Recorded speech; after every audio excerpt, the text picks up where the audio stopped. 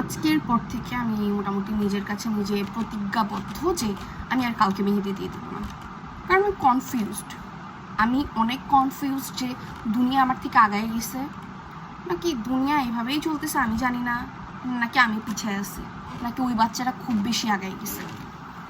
আজকে দুপুরে হচ্ছে কি আমার কাছে একটা ছোট মেয়ে আসে, ও ক্লাস 5-এ কি 6-এ পড়ে। ও আর কি আমাকে বলতেছে যে আপু আপু আজকে তো চাঁদ রাত হবে, তো তুমি আমাকে একটু আজকে মেহেদি দিয়ে দিও, কারণ এখানে তো আর কেউ নাই, তুমি ছাড়া দিয়ে দিবে। তো আমি চিন্তা করলাম যে আসলে সবাই তো বাড়িতে চলে গেছে, আর আমি হালকা পাতলা পারিও ওকে মোটামুটি কিছু একটা ফুল টুল লতা পাতা দিয়ে দিতে পারবো, অতটাও খারাপ পারি না। তারপর আমি বললাম যে আচ্ছা তুমি তাহলে বিকালে বা সন্ধ্যার পর তোমার যখন খুশি তুমি চলে আইসো, আমি বাসায় আছি। ও আসে, ওকে আমি মেহেদি দেওয়া শুরু করি। বলতেছে আপু ওয়েট, আমি তোমাকে ডিজাইনটা দেখাই। লিটারেলি এখান থেকে এই পর্যন্ত একটা ডিজাইন দেখাইছে আমাকে, যে ওর হাতের এপিট এপিট এপিট এপিট সব জায়গায় দিতে হবে। আমি চিন্তা করলাম আচ্ছা মনে হয় মানে শখ যে দিবে এইভাবে।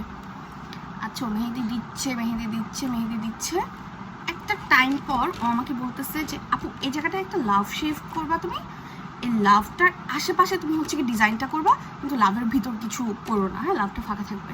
আমি বললাম যে না দেখো যে এখানে ভিতরে যদি কিছু হাবিজাবি করে দেয় ভালো লাগবে, মানে আমি আমার আইডিয়া থেকে বললাম। বলতেছে না আপু ওই লাভটা তুমি ফাঁকা রাখবা, তুমি বুঝো না এটা পরে লিখতে হবে। আমি বলি কি পরে লিখতে হবে, ঢং করো না তো, তুমি যাও তুমি শেষ করো। আচ্ছা মানে কি 5-6-এর বাচ্চা আর কি, ছোটো বাচ্চাদের সাথে যেভাবে কথা বলতো ওইভাবেই কথা বলতেছি। ঠিক আছে মানে আঁকতেছি আঁকতেছি, মেহেদি দেওয়া শেষ, একটা টাইম পর মেহেদি দেওয়া শেষ। ও আমাকে বলতেছে আপু এবার তাড়াতাড়ি অ্যাস লিখা দাও। আমি বলি অ্যাস লিখা দেবো, এখানে অ্যাস কেন? আপু তুমি বুঝো না। কি বুঝি না? ওর নাম সাকিব।